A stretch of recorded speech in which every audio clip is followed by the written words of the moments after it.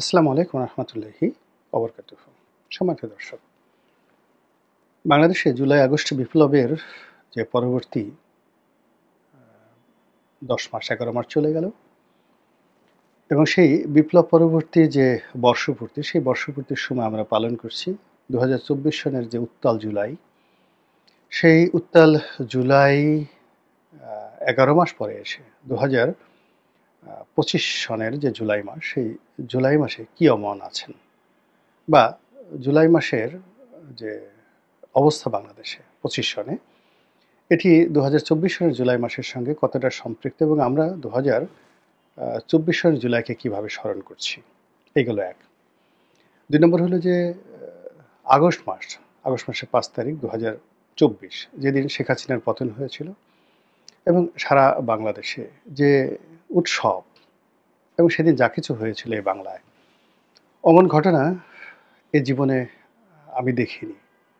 এমনকি যাকে বলা হয় যে ১৬ই ডিসেম্বর ঢাকার রাজপথে কী ধরনের পরিবেশ ছিল, পরিস্থিতি ছিল, ওটা আমার জানা নেই।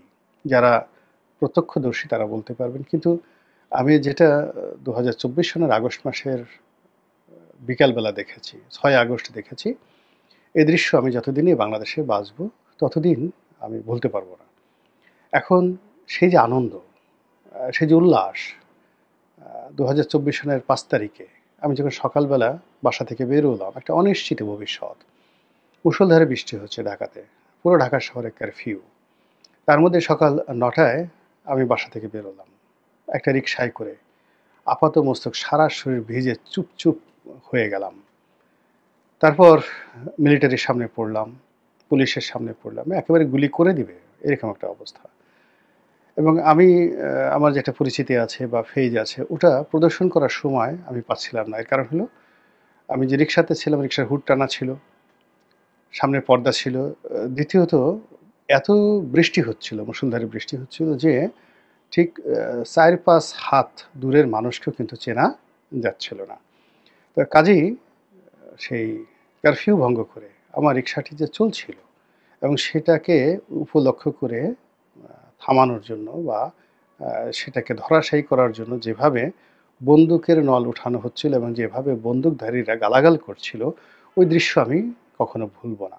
আমার ভয় ছিল না, আতঙ্ক ছিল না, কিন্তু আমি এটা দেখেছিলাম, যেটা আমার জন্মের পরে এই বাংলাদেশে আমি কখনো দেখিনি।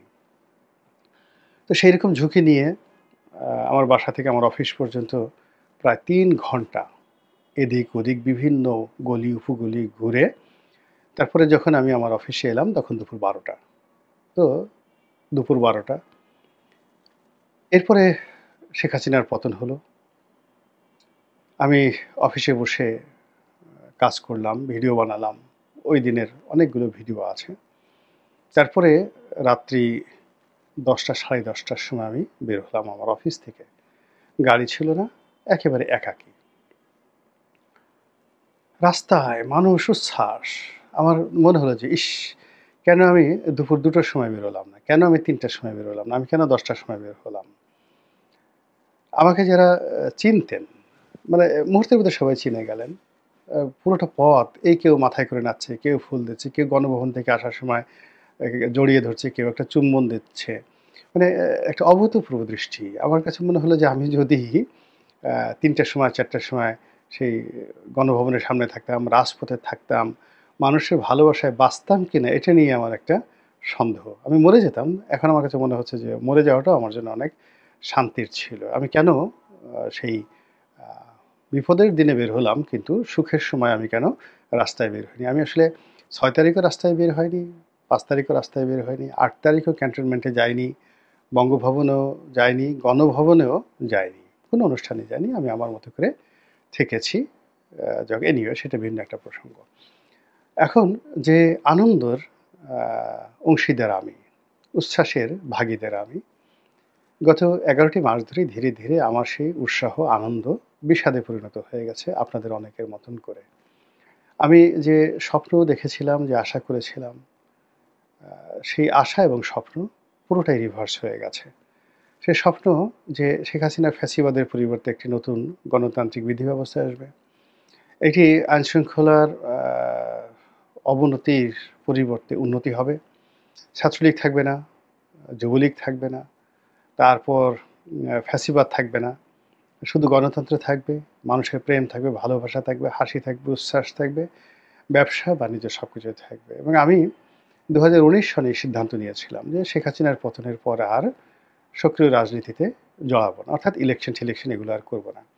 তো এই বিষয়টা নিয়ে জনাব তারেক রহমান সাহেবের সঙ্গে আমার বেশ খোলামেলা আলোচনা হয়েছে এবং উনি খুব আশ্চর্য হয়ে গেলেন যে, "রনি ভাই, তাহলে আপনি এলেন কেন?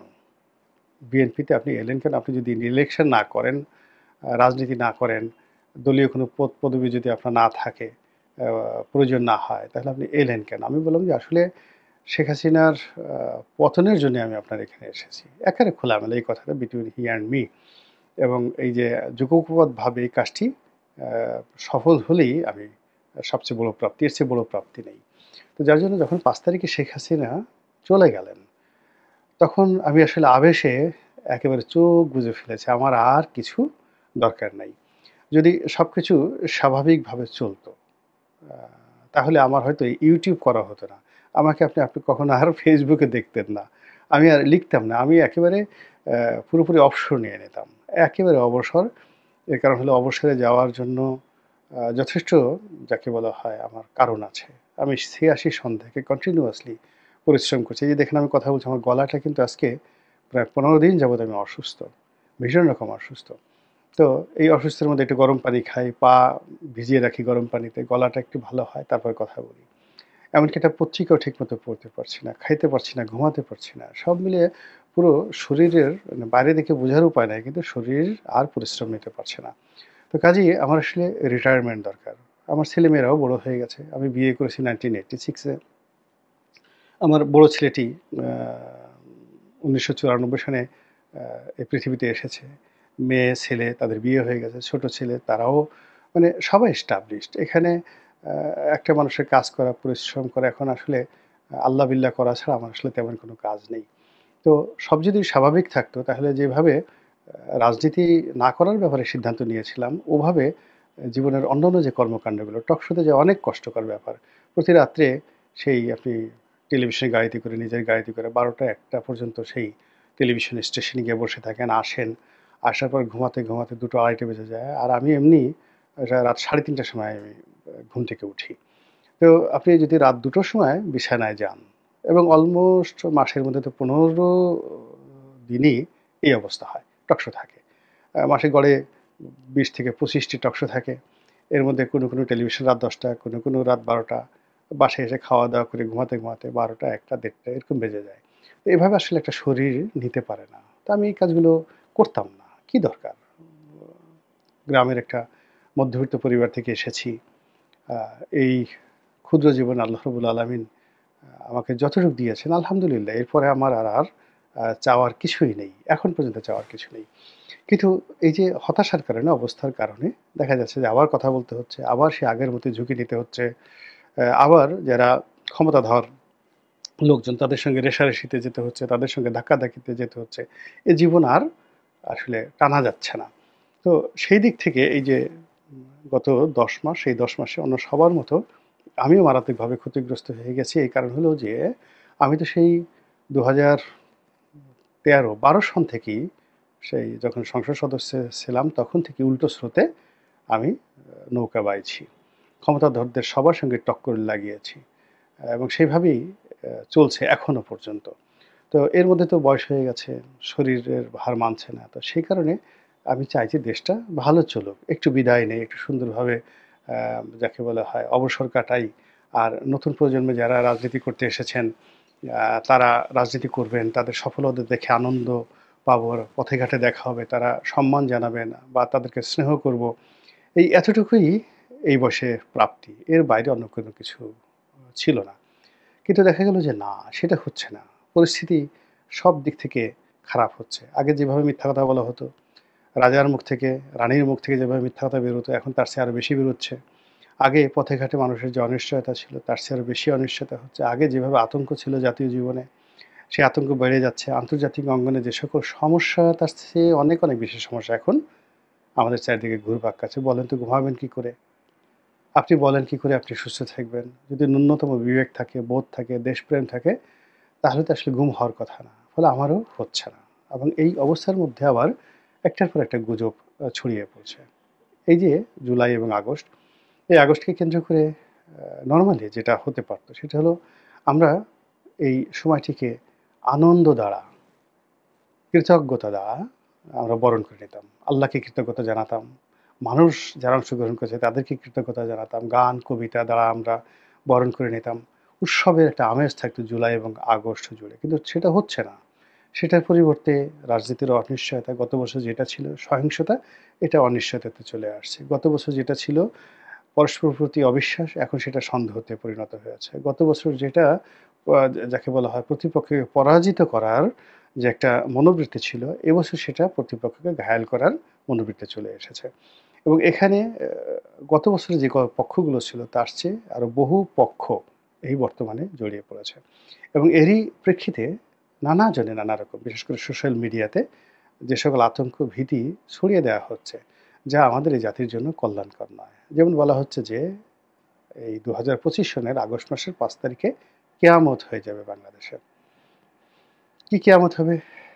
আমরা এখন পর্যন্ত বলতে পারছি না কি কেয়ামত হবে। তবে যে বিষয়গুলো আমরা আতঙ্ক সহকারে অনুভব করতে পারি সেটা হলো যারা এই বিপ্লবের সুবিধাভোগী, যারা এই বিপ্লবের যারা নিজেদেরকে উম বিপ্লবের অগ্রগামী সেনানায়ক মনে করেন। আচ্ছা আপনারা বলেন তো যে পৃথিবীর এমন কোনো যুদ্ধ আছে যে যুদ্ধে সেনাপতি বিদেশে থেকে যুদ্ধের নেতৃত্ব দিয়েছেন? এটা হয়নি। যুদ্ধের সেনাপতিকে যুদ্ধের ময়দানে থাকতে হয়। তো এক্ষেত্রে জুলাই আগস্টে যারা বিপ্লবী, যারা বিজয়ী, তারা সবাই বাংলাদেশে ছিলেন এবং এখন পর্যন্ত যারা বাংলাদেশে আছেন তারাই এটার নেতৃত্ব দিবেন, এটাই স্বাভাবিক। কিন্তু দুর্ভাগ্যজনক হলেও সত্যি যে প্রচলিত রাজনৈতিক দল, আ তাদের বড়, বড় রাজনৈতিক দলের যে নেতৃত্ব তারা এখন বিদেশে। আওয়ামী লীগের সবাই বিদেশে, পলাতক। তারপরে বিএনপির তারেক রহমান সাহেব বিদেশে, তার স্ত্রী, পরিবার, পরিজন তারাও সবাই বিদেশে। অথচ মূল নেতৃত্বটা লন্ডন থেকে কিন্তু আ পরিচালিত হচ্ছে। ফলে লন্ডন থেকে যখন